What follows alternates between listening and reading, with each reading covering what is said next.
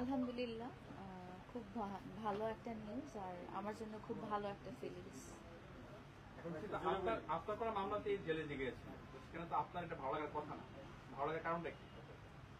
আসলে ও যে জায়গায় ছিল সেটা তো কারোই কাম্য না। এটা একটা পরিস্থিতির কারণে ওখানে যাওয়া। বাট শুভাকাঙ্ক্ষী হিসেবে বা এতদিনের পরিচিত কাছের মানুষ হিসেবে আমার ভালো লাগতেই পারে, কারণ ও যেখানে গিয়েছে সেটা সেটা আমরা জানি যে একটা হ্যাঁ, আমাকে বলে দেন একটু। সংশোধনাগার, হ্যাঁ, সেখানে ওর যেটা আমি শুনেছি, ওর ইন্টারভিউ দেখে আর ওর কথা শুনে আমি বুঝতে পেরেছি যে ওখানে ওর একটা খুব সুন্দর একটা ডিসিপ্লিন লাইফ ছিল, খুব ভালো একটা মেনটেনেন্সের মধ্যে ছিল, এবং সবচেয়ে বড় কথা হচ্ছে যে ওর 5 ওয়াক্ত নামাজ পড়ার একটা অভ্যাস গড়ে উঠেছে ওখানে যাওয়ার পরে, যেটা আমি আজকে ওর লাইভে দেখলাম যে ও লাইভ করছিল, এবং লাইভের মাঝখানে যখন আসরের আজান হলো লাইভের মাঝখানে যে নামাজ পড়ে আসলো।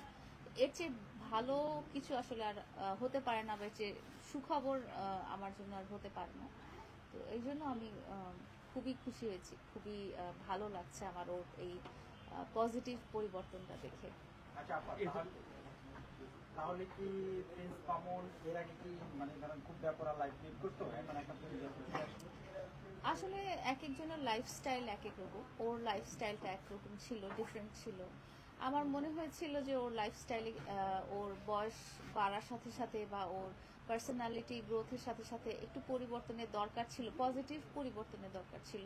এবং আমি এর আগেও একটা ইন্টারভিউতে আপনাদেরকে বলেছি যে ওর হয়তো ওই গ্রুমিংটা হয়নি, পরিবার বা শিক্ষা প্রতিষ্ঠান বা শিক্ষক শিক্ষিকা বা সোসাইটি থেকে ওই গ্রুমিংটা হয়নি।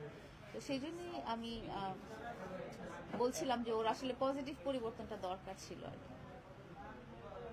এই ধরনের মামলা তো খুব দ্রুত জামিন হয় না, তো সেক্ষেত্রে কি আপনার কোনো নেগোসিয়েশন হয়েছে বা আপনি কোনো প্ল্যান করেছেন যে মামলা তুলে নেবেন? আসলে যেহেতু এটা এখনো বিচারাধীন আছে, তো মামলার ব্যাপারে আমাদেরকে কিছু না বলারই ইনস্ট্রাকশন দেওয়া হয়েছে। এই মুহূর্তে আমি এই সংক্রান্ত আসলে কিছুই বলতে পারছি না। এটা মানে এটা যথাসময়ে আমার আইনজীবী বা মামুনের আইনজীবী আপনাদেরকে নোটিফাই করে দিন। এই যে বললাম যে এটা এই মুহূর্তে আমরা কিছু বলার মতো পজিশনে নেই, এটা আমাদের আইনজীবীরা যদি মনে করেন প্রকাশ করতে হবে তাহলে ওনারা করে দিবেন। আপা, আপনার মামলায় মামুন জেলে গেছে, আর আমরা জানি সাধারণত জেলে গেলে যে সব ছেলেদের চুল বড় থাকে সেখানে চুল কাটার একটি ব্যবস্থা রয়েছে। তো আপনি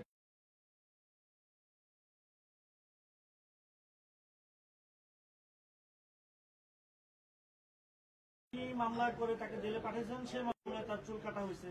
তো সেই দৃষ্টিকোণ থেকে আপনি আপনার চুল ছোট করে ফেলেছেন কেন? এরকম তো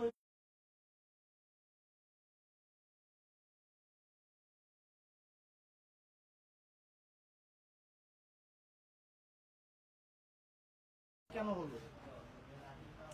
এটা একান্তই ব্যক্তিগত একটা অনুভূতি, যেটা